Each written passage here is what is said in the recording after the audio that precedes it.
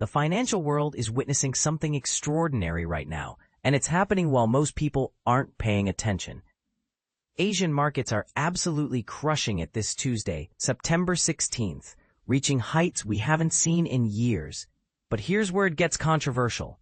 This surge is happening precisely because investors are betting against the strength of the US dollar. That's right, America's currency weakness is fueling Asia's explosive growth. While a woman walked past digital stock displays in a Tokyo building back in April, few could have predicted the dramatic shift we're seeing today. The question everyone should be asking is, are we witnessing the beginning of a major global economic realignment? The excitement centers around one critical event happening this week, the Federal Reserve's upcoming decision. Market participants are virtually certain that Fed officials will slash interest rates by a 0.25 percentage point on Wednesday. What's fascinating and potentially alarming is how confident everyone seems about this outcome. But here's the part most people miss. This isn't just about one rate cut.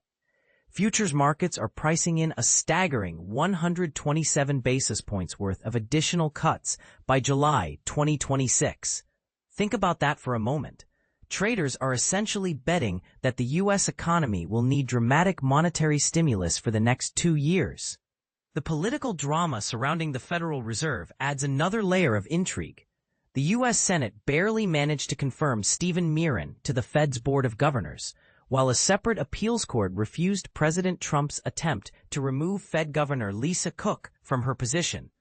This political tug-of-war raises uncomfortable questions about the independence of America's central bank. Tony Sycamore from IG Markets put it bluntly, there are certainly concerns around the politicization of the Fed and President Trump's pressure to try to sort of stack the board. This begs the question, should monetary policy be influenced by political preferences?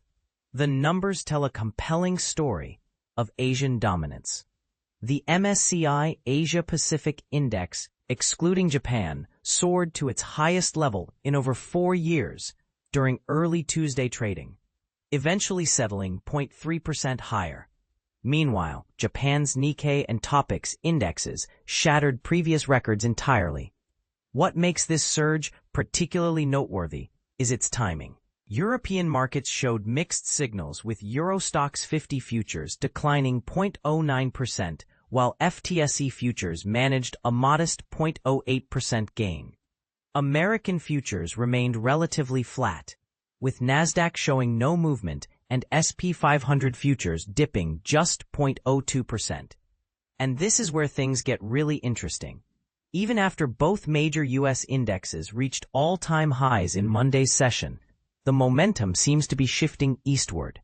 The technology sector faced its own drama as Nvidia shares declined following China's accusation that the AI chipmaker violated the country's anti-monopoly regulations.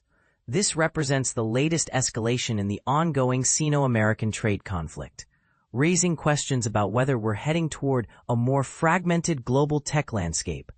However, there was a glimmer of hope in U.S.-China relations. Officials from both nations announced they've reached a preliminary framework agreement to transfer TikTok to American-controlled ownership, with final details to be confirmed during a Friday conversation between President Trump and Chinese President Xi Jinping. The currency markets are telling their own fascinating story. The U.S. dollar is struggling near a 2-month low against the British pound, with sterling holding steady at 1.3599. The euro maintained strength at 1.1758, hovering close to the 1.5-month peak of 1.1780 reached last week. Perhaps most dramatically, the Australian dollar surged to a 10-month high of 0.6677. Carol Kong from Commonwealth Bank of Australia explained the phenomenon. The Aussie has been outperforming because markets expect the FOMC to restart interest rate cuts, which is positive for the global economic outlook, and trade uncertainty has eased. But here's what should make every investor pause. If the Australian dollar is soaring because of expected U.S.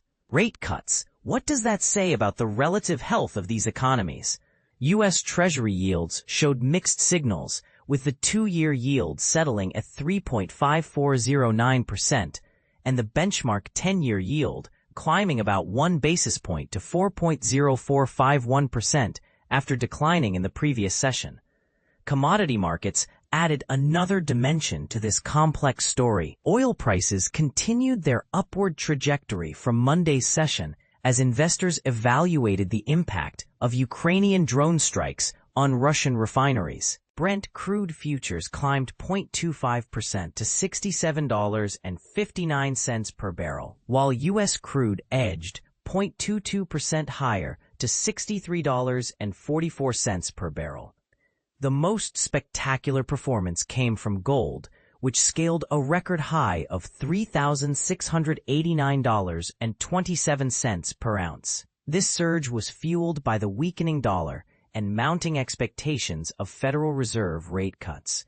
Thomas Matthews from Capital Economics offered a sobering perspective. There do seem to be quite a few rate cuts priced in now. On balance, maybe that suggests the bar for a hawkish surprise is a little lower than for a dovish one.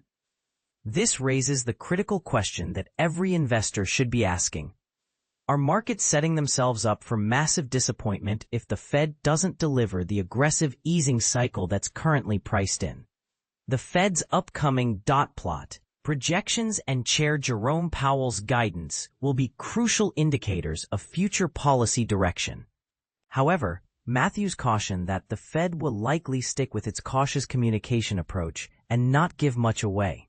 What we're witnessing could be the early stages of a fundamental shift in global economic power dynamics.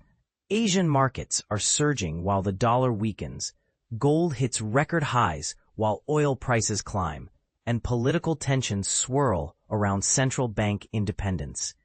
The big question is, are we seeing a healthy rebalancing of global markets, or are we watching the early warning signs of a more significant economic disruption?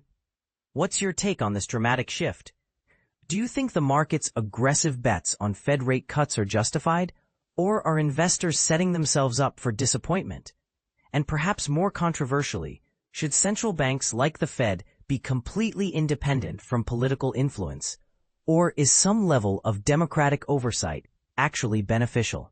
Share your thoughts and let's debate whether this Asian surge represents opportunity or warning.